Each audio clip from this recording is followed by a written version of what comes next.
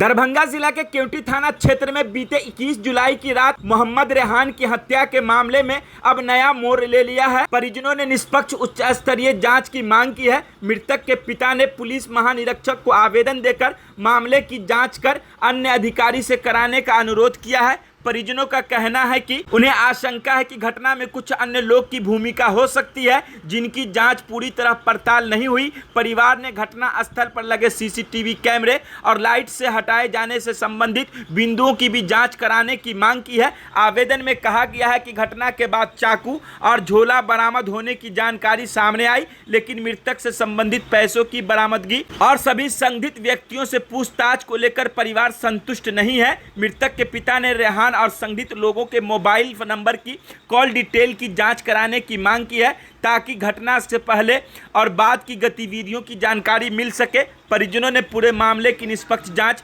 सभी पहलुओं की जांच और दोषियों पर पाए जाने लोगों के खिलाफ नियम अनुसार कार्रवाई की मांग की है। आगे मृतक के पिता का बयान सुनिए, उन्होंने किन किन लोगों पर आरोप लगाया है, वहीं अपने ऊपर लगे आरोप पर दूसरे पक्ष ने क्या कहा वह भी सुनिए। मेरा नाम मोहम्मद अशरफ है। हम 10 तारीख को आए थे आवेदन लेकर डीआईजी सर के पास। तो वहाँ से जो है फिर हमको मतलब बोला गया था कि सिटी एसपी के पास आपको इंचार्ज बदल के मतलब उनके हाथ में दे दिया जाएगा। तो हम उनसे मिलने के लिए आए थे। 30 जुलाई को जो है हमारे बच्चे को जो है प्लानिंग करके मर्डर कर दिया गया, और मर्डर के होने के बावजूद भी जो है उस रात को हम समझिए कि 21 की रात को जब हम चौक पे से आए तो हम अपने बच्चे को जो है फ़ोन किए, क्योंकि 9 बजे के बाद हम लोग तो आ जाता था, तो हम लोग साथ में खाना खाते थे। तो उस रात को जो है हम जैसे ही आए तो फिर हम 9 बजे के बाद कॉल किए, 4 कॉल किए तो 4 कॉल का एक भी जवाब नहीं आया। फिर हमने जो है पप्पू हार्डवेयर को कॉल किया, तो उन्होंने जवाब दिया कि आपका बच्चा आ जाएगा, टेंशन मत लीजिए, 10-15 मिनट में। तो हम लोग बोले कि चलो आ जाएगा, तो हम लोग बैठ गए, फिर आपस में बात करने लगे। फिर मालूम पड़ा कि मोहल्ले के किसी बच्चे से जो है ना उनके घर उनके पापा का फ़ोन आया मतलब कि आपके लड़के को चाकू लग गया हुआ है। तो फिर हम लोग जो है फिर वापस पप्पू को फ़ोन किए कि भाई हमारे बच्चे को चाकू कैसे लग गया? हाँ, हमारा बच्चा किस हॉस्पिटल में है, कहाँ है? तो उन्होंने कहा कि आप टेंशन नहीं लीजिए, वो जो भी होगा हम उनको देख लेंगे। आप लोग जो है फिर उन्होंने कॉल कट कर दिया, पूरी बात नहीं की, फिर कॉल कट कर दिया। फिर हमने दोबारा कॉल किया कि भाई हमारा बच्चा किस हॉस्पिटल में है और कहाँ है? तो तब लास्ट में वो बताया, आरिफ नाम का नंबर मतलब आरिफ नाम के लड़के का नंबर दिया उन्होंने और कहा कि आप उनसे आप बात कीजिए। फिर मैंने उनसे बात किया आरिफ से, तो वो लड़का बोला कि देखिए आपका बाबू जो है केवटी हॉस्पिटल में है, आप लोग जो है जल्दी से आ जाइए। तो फिर हमने जो है जैसे-तैसे करके गाड़ी लिया और डायरेक्ट केवटी हॉस्पिटल गए। तब तक मेरे बच्चे की जो है मृत्यु हो चुकी थी। इस हत्या में मेरा संदेह ये है कि मेरे बच्चे की जो है मतलब साजिश करके हत्या की गई है, क्योंकि ये एक आदमी का नाम नहीं है, एक आदमी का काम नहीं है। उसकी पूरी प्लानिंग के साथ हत्या हुई है। इसमें ज़फ़र इमाम हो गया उर्फ फ़य्यूम, और वो दोनों लड़का गिजाली जमाली। ये ठीक है, जफर इमाम कौन है? ज़फ़र इमाम हो गया पप्पू हार्डवेयर का भाई, मतलब मज़हर इमाम का भाई। वो छोटा है और मज़हर इमाम बड़ा है। आपका बेटा कहाँ काम कर रहा था? पप्पू हार्डवेयर में। तो वो क्यों इस मर्डर में इन्वॉल्व होंगे? क्यों ऐसा क्यों लग रहा है आपको? नहीं, उस दिन क्या हुआ, रात में 21 की रात को वो दुकान बंद करके पहले ज़फ़र इमाम गया गोडाउन में, और उसके बाद उससे पीछे मेरा लड़का गया। तो वो लड़का जिसका जो तस्मती गवाह है, वो लड़का कह रहा है कि पहला हमला 2 बार हम पे हुआ और उसके बाद तब रेहान पे हुआ। तो हम लोगों का संदेह ये है कि जब उसको 2 बार हमला हुआ तो उसको एक बार भी चाकू मिला और कहीं पे खरोच भी नहीं है, ज़फ़र इमाम को उर्फ फ़य्यूम को, और हमारे बच्चे को एक ही हिट में उसकी जान ले ली गई। तो हम लोगों का संदेह ये है पूरा कि उसकी जो है उसको मतलब हत्या साजिश करके की गई है। वो सब की तो जानकारी मुझे नहीं है, बाकी मुझे इतना पता है कि मेरा लड़का वहाँ काम करता था, पूरी ईमानदारी के साथ काम करता था और कभी कोई ऐसी बात नहीं थी। लेकिन उस रात जो है क्या हुआ नहीं हुआ, जहाँ भी आवेदन दिया है डीआईजी सर को, तो मैंने कहा है कि हम इन लोगों पे हमें संदेह है, आप पूरी नस्लता से जाँच कराइए, सही से तहकीकात कराइए, ताकि जो भी लोग इनमें इन्वॉल्व है वो सामने आए। वो जो 2 अपराधी है जो अभी जेल में है, हिफ्ज़ुर रहमान जो है उसको जो हमारे बच्चे की हत्या होने से पहले 4 दिन पहले वही छुड़ा के लेके आया था। कहाँ था वो पहले? ये जो अपराधी की बात कर रहे हैं, 2 अपराधी जो जेल में, ये कौन नाम क्या है इनका? जी, जमाली और गिजाली। तो जमाली और गजाली कहाँ था पहले? पहले मतलब लहरियासराय कोर्ट जेल में था वो। तो कौन छुड़ा के ले यही गया? हिफ्ज़ुर रहमान छुड़ा के लेके गया था। क्यों उसको छुड़ा करके ले गया? अब वो तो मैं नहीं कह सकती, क्योंकि उसका दोस्त है, उसके बाप का जो है आसिफ इकबाल और हिफ्जुर रहमान जो है, वो दोनों मतलब अच्छी खासी दोस्ती चलती है, यारी है।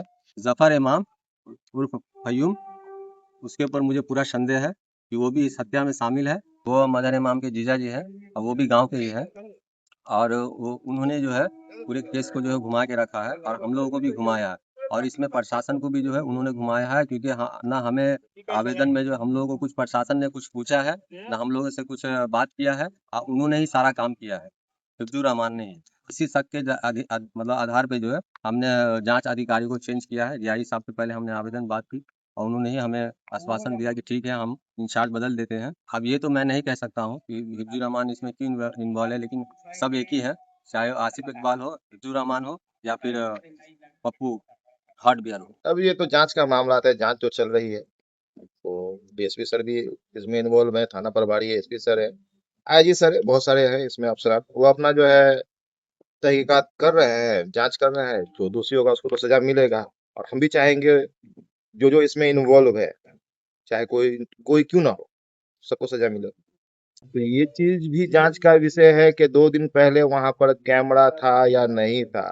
इस तरह से किसी का इज्जत उछालना भी सही नहीं है। ये कहीं ना कहीं जो गांव के 2-4 जो है दलाल किस्म के लोग हैं, वो बहुत सारी अफवाह को उड़ाते हैं, जो हम लोग को फर्क नहीं पड़ता है।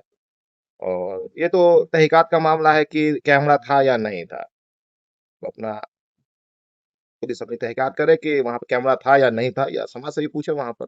ये गलत अफवाह है।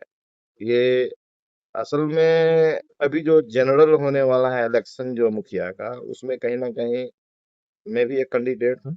और जिन लोगों ने अफवाह उड़ाया है, जिनको दुश्मनी है मुझसे, वो जानबूझकर इसको बना के प्रोपेगेंडा फैलाया गया है पूरी तरीके से कि किसी तरह उनका जो है छवि समाज में खराब हो। लेकिन उससे कोई फर्क नहीं पड़ता है, क्योंकि उस बंदे को जब उठाया गया था, बार बार थाना प्रभारी हो या केस के आईओ थे शत्रुघ्न जी, बार बार वो मोहल्ले में घूम घूम कर बोल रहे थे कि कोई गवाही दे, गवाही दे, गवाही दे। एक भी बंदा गवाही देने के लिए तैयार नहीं हुआ, जिसकी वजह से कोर्ट उसको छोड़ दिया।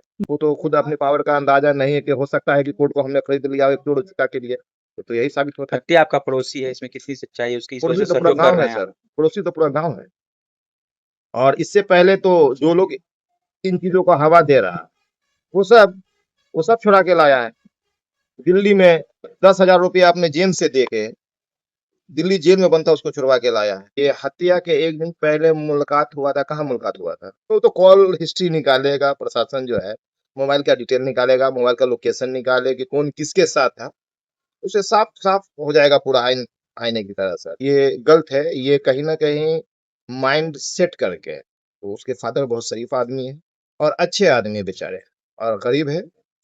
उसी चीज का मिस यूज जो हम लोग का दुश्मन है कह सकते हैं उसको, जो समाज के नाम पर धब्बा है, जो इस बच्चे की मौत पर राजनीति कर रहा है, इससे बड़ा नीच और घटिया इंसान हमको लगता है।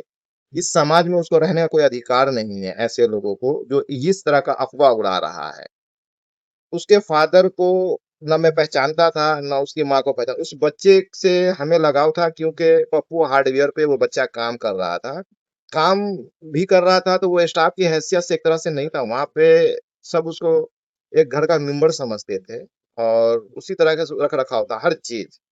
कभी कोई कंप्लेन नहीं, कभी कोई शिकवा शिकायत नहीं था। और उनके फादर ने जो स्टेटमेंट दिया है कि पुलिस द्वारा हमको खबर मिला है, ये सरासर गलत है। क्योंकि शायद रेहान बाबू का जो मृत्यु, जो बच्चा जिसका डेथ हुआ है, उसका मोबाइल वहीं था जब मेरे ससुराल में था। जब मैं उसको हॉस्पिटल के लिए लेके गया तो उसका मोबाइल वहीं पर था, जो शायद उसके घर वालों ने कॉल किया। तो वो वहां पर किसी अननोन पर्सन ने, बहुत सारा भीड़ था, किसी अननोन पर्सन ने फोन उठाया है। ना तो मेरा साला इस हालत में था बातचीत करने की, क्योंकि दहशत से उसकी भी हालत खराब, क्योंकि वो भी कम उम्र का बच्चा है। नहीं, दो तो एक ही बार हमला हुआ उसके बाद, उसके ऊपर फहीम के ऊपर एक ही बार हमला हुआ है, इत्तेफाक था। ये तो फिर वही होता कि अगर फहीम के ऊपर हमला हुआ, अगर उसको लग जाता तभी उसको यकीन होता कि थोड़ा सा भी खरोच होता, तभी उसको यकीन होता। ये तो फालतू की चीजें हैं। क्या नाम है आपका? मेरा नाम मक्की है, और हिफ्जुर रहमान, नेक नाम मक्की, मक्की से लोग जानते हैं।